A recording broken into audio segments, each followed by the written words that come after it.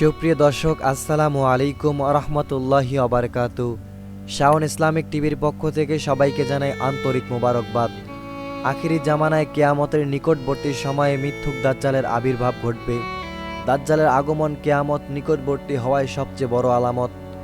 মানবজাতির জন্য দাজ্জালের চেয়ে অধিক বড় বিপদ আর নাই। বিশেষ করে সে সময় যে সমস্ত মুমিন জীবিত থাকবে তাদের জন্য ঈমান নিয়ে টিকে থাকা অত্যন্ত কঠিন হয়ে পড়বে। সমস্ত নবী আপন উম্মতকে দাজ্জালের ভয় দেখিয়েছেন। আমাদের নবী করিম সাল্লাল্লাহু আলাইহি ওয়াসাল্লামও দাজ্জালের ফিতনা থেকে সতর্ক করেছেন এবং তার অনিষ্ট থেকে বাঁচার উপায়ও বলে দিয়েছেন।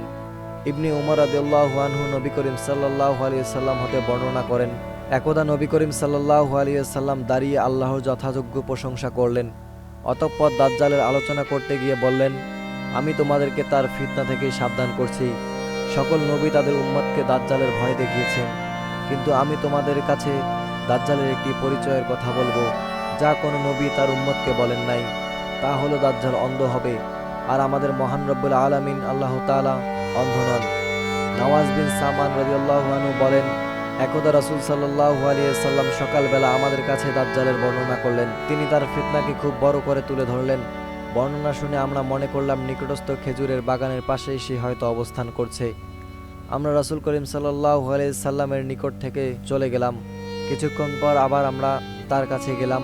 এবার তিনি আমাদের অবস্থান বুঝে জিজ্ঞেস করলেন, তোমাদের কি হলো?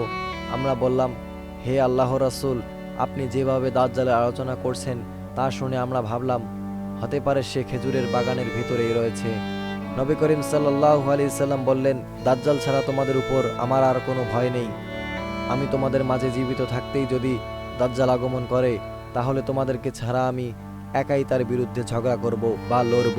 আর আমি চলে যাওয়ার পর যদি সে আগমন করে, তাহলে প্রত্যেক ব্যক্তি নিজেকে হেফাজত করবে।